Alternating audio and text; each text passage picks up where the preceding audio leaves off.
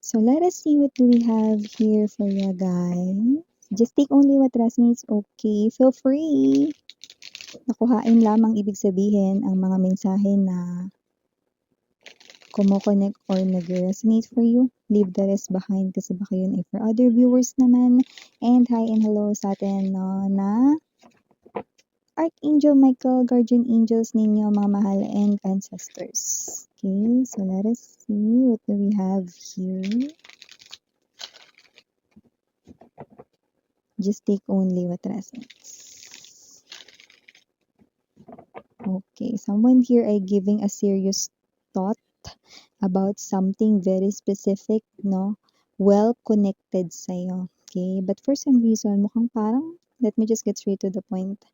Parang ang weird, hindi weird, parang hindi maganda yung naiisip niya rito.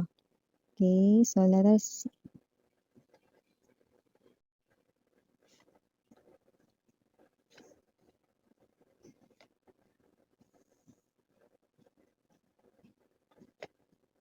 Oh, look at that.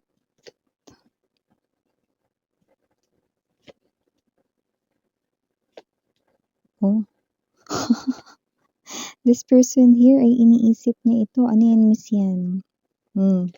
We have the King and the Queen of Hearts. Now we have the Five of Wands. Okay. So, hindi ko alam kung matutuwa ka ba dito sa sinasabi niya. Ace of Wands, bottom of the deck, Three of Wands, and the Knight of Wands. You know? So, sa nakikita ko rito, sinasabi niya rito, Mars, yan, no? That with the Nine of Swords to the Queen of Swords energy.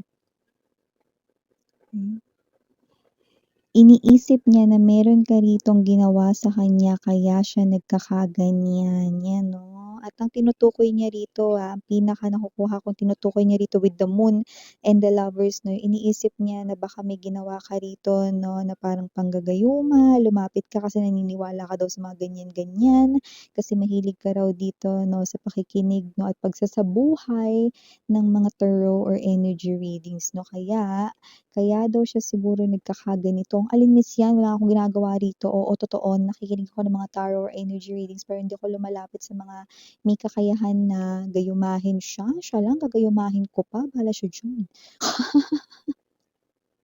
Yes, wala ka nga talaga ritong ginawa sa kanya pero yun ang iniisip niya rito 'no, na you are putting him or her under a love spell or gayuma daw dito 'no. Dahil bakit ano ba nangyayari rito? Kasi parang gusto niya ritong magkumahog, bumalik sa'yo 'no. Pero naiisip niya bakit niya ito nararamdaman gayong may naman daw siyang iba. Ayan 'no, dun, dun, dun, dun. Well, nakikita ko rito wala ka naman talaga ditong ginawa, Mars. Hindi ka rin lumapit sa may kakayanan na gumawa niyan. Kasi una sa lahat yan ay paglabag sa free will 'no, ng ibang tao, ayan. At siyempre 'no, siya lang gagastos ka pa, 'di ba? 'Wag na. Hindi ka nagagastos ng panggagayuma, 'di ba? Ang nangyayari sa kanyang ito 'no, ay ibang term, karma.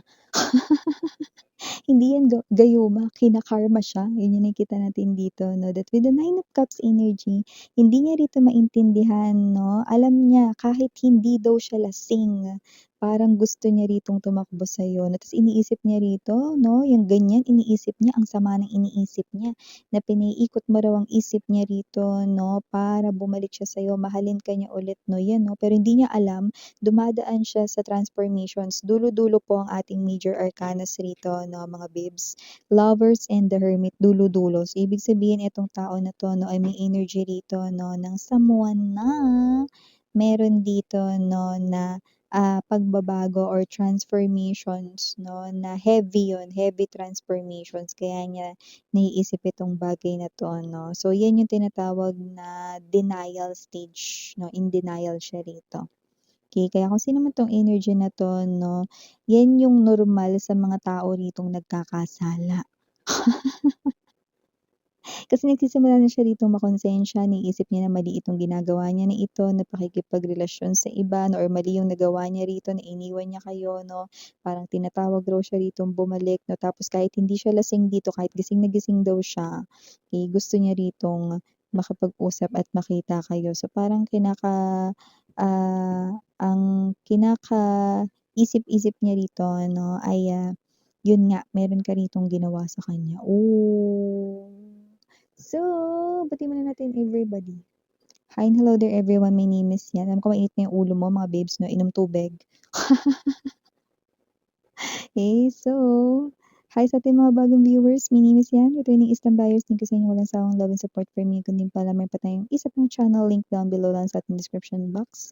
So, if interesado, click lang yan para makarating kayo there everyday nag-upload tayo ng collective readings for all signs to all. At yun natin, gender dito ba lalaki, LGBT, lahat tayo welcome. Possible din mag-switch ng roles because this is general reading and at the end of the day, lahat tayo may free will na pwede mong gamitin anytime, anywhere. Timeless ang lahat ng ating mga energy readings. Ibig sabihin, pwede nangyari na, sa iba nangyayari na, sa iba ay mangyayari pa lang. Kaya naman, just take only what resonates. Pero dito, pinaghihinalaan ka niyang meron kang ginawa. Bakit parang nagsisimula ka niya daw ulit na maalala? Bakit parang nagkakaroon siya ulit ng pakialam sa'yo? Yan, na nakikita ko na binubuksan ka rin dito, no, na topic ng kanya rito, mga common individuals na kakonek niya, tulad ng mga friends na kilala ka rin. So, maaring nababanggit ka lately, no? Tapos, dati, mga babes, no, etong person na to, ay, walang pakialam sa inyo kasi nga meron siya ritong kakonek na iba. Pero ngayon, parang nagsisimula na naman na may pakialam siya sa inyo, yun, 'di ba? Kaya kung sino man 'tong energy na 'to, iniisip niya baka may ginagawa ka sa kanyang panggagayuma or something rito like spell, black spell, 'no, para muling magbalik daw siya rito sa inyo, magbalik loob 'no, pero hindi. Tinatawag siya rito 'no ni universe, mga babes 'no, kina-karma siya dito. Nakikita niya na rito yung mga bagay na hindi dapat at saka kung sino yung third party, hindi rin naman yun yung para sa kanya, baby. Oo, okey. Kaya talagang meant rin silang maghiwalay, yun nakikita natin dito. Okay. So, wherever this energy is 'no, ibinabalik siya rito 'no, sa kanyang tamang pathway at nakikita ko rito 'no, na dapat siya ay dumaan sa tamang landas, okay. Kasi nakikita natin na part yun ng kanyang transformations, 'yan. Pero dahil nga nasa unang stage pa lang siya rito 'no, ng transformations, nagkakaroon pa rito ng hindi niya pa ma-accept na itong bagay na 'to 'no, ay may ganitong ibig sabihin 'no. Ikaw lang nakakaunawa nun kasi itong person mo, wala naman itong paniniwala kay universe, eh. Hindi yan naniniwala sa mga ganitong bagay 'no. Unlike you, you are someone who believes dito. Okay. So yang ganyan-ganyan niya na karma-karma, kina-karma siya, yan 'no. Ang sinasabi niya lang diyan, "Ako, kina-karma? Baka may ginagawa ka." Bakit? Meron ba siyang proof, 'di ba? So, whatever the case may be, 'yan, okey. Kasi noon pa lang kine-question niya na 'tong panonood mo ng mga ganito, 'yan 'no, paniniwala mo sa ganito, 'yan 'no. Yung iba sa inyo maaaring pinag-aawayan niyo pa ito, mga ganyang klase ng energy, okey. Kaya 'yan din yung iniisip niyang paraan dito 'no, na ginagawa mo, okey, or diyaan ka 'no, parang, umaasa 'no, sa inyo ritong pagbabalikan 'no. So, parang ang tingin niya sa sarili niya rito nasa pedestal pa 'no, okey? Parang tingin dito sa sarili niya rito 'no, naghahabol ka pa, gano'n yung energy, eh, 'yan 'no. Parang ikaw ito na anong ginagawa mo, wala daw 'yan, magic-magic na 'yan. Hindi ko alam, pero nakuha ko yung word na magic-magic ata tawag niya dito. Anong magic-magic? Nasa ano ba tayo, birthday party, magician show? Ang tarot or energy readings ay hindi magic, 'yan 'no. Tignan mo wala talaga siyang kaalam-alam dito.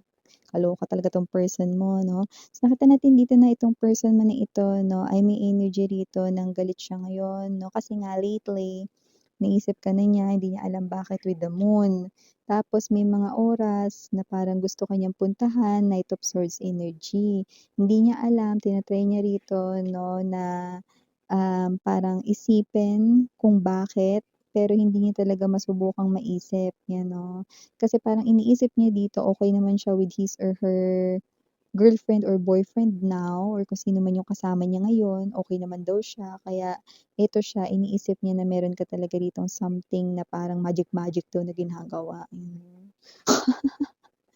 Magic-magic, you know. But with this Queen of Cups, no, and the King of Cups. You are someone, sweetheart, who is highly spiritual. Actually, you are the one, no, kasi hindi pa dapat talaga magsimula itong karma niya. Pero dahil you are spiritual, on point ang intuition mo, no, nagsimula ng early. Nagsimula ng early itong karma niya, yan, no. So, whatever the case may be, nakikita ko dito. Okay?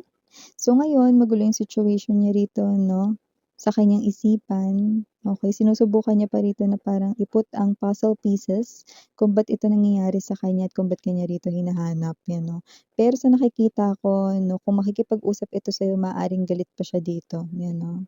Dahil umiiral pa sa kanya rito ang isip 'no, na meron ka ritong, hindi maganda na ginagawa sa kanya, okey. So, with the Three of Wands energy, hayaan mo lang siya 'no, okey, dahil nakikita natin dito na parang sinusubukan niya kasi ditong maintindihan na, kasi parang siya ito na kahit sa karma hindi rin naniniwala, kakaloka siya 'no.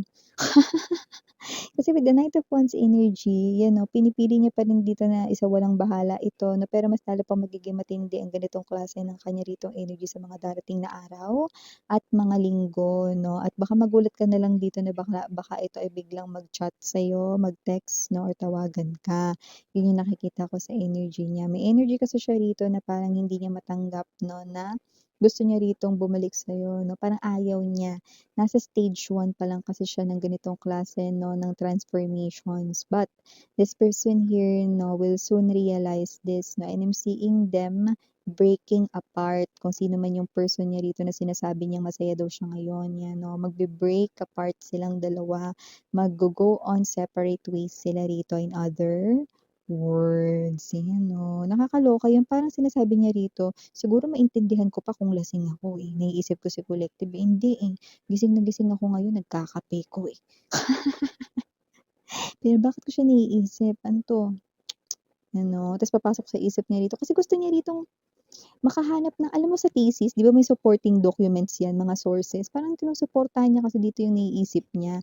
Baka dinudugtong niya ito doon sa hilig mo sa tarot or sa energy readings kaya sinasabi niya baka naghanap ka rito ng yung may magaling mangkulam, na kaya ring manggayuma, yung mga gano'ng klase ng energy. Galing. Galing nito, 'yan 'no. So, may mga gano'ng klase siya ritong isipin, 'yan 'no, pero hayaan mo na lang siya, yung nangyayari sa kanya na 'yan ay karma. Oo, naiisip ka niya ngayon ulit dito, okey? Oo, itong person na 'to 'no, ay muli talaga ritong, bumabalik 'no, kasi natabunan, yung love niya for you dito sa sinasabi niyang kasama niya rito. So, hindi ko rin alam yung nangyari kasi iba sa kanila, mga bebs 'no, kung sino yung ka-connect nila na sinasabi nila na 'yan, yung tao na yun ang unang lumapit sa person mo. Yung person mo nagpaakit naman.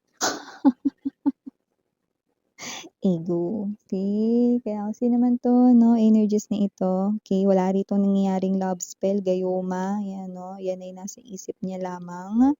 Okey, maaaring hinuhusgahan ka niya na ikaw ay gumawa ng ganyan 'no, wow, sa kabila ng pagtataasan ng mga presyo ng langis, krudo, gas, 'di ba? Iba nga nag-uuling na lang, tapos sinasabi niya pa rito papagayuma mo pa siya, 'di ba? Ano, baliw ata 'to. So, yung initials, you have your capital letter C, capital letter A, capital letter S. Or someone's name could be Cass or nickname nyo yan. Just take only what resonates. You also have your capital letter K, capital letter H, capital letter S, capital letter S na naman So, maaaring dalawa ang capital letter S sa pangalan. Just take only what resonates. Okay. And capital letter I. For small letters naman, we have F, R, A. For A, maaaring dalawa ito pero maaaring hindi maging tatlo. N, P, D as in dog, and last but not the least, we have O. So, yung mga nakuha natin dito mga mensahe para sa'yo, babe, bagay na Miriana, only for the girls, and Yana, do not for the boys, parang Hell of Enlightened. Anyang.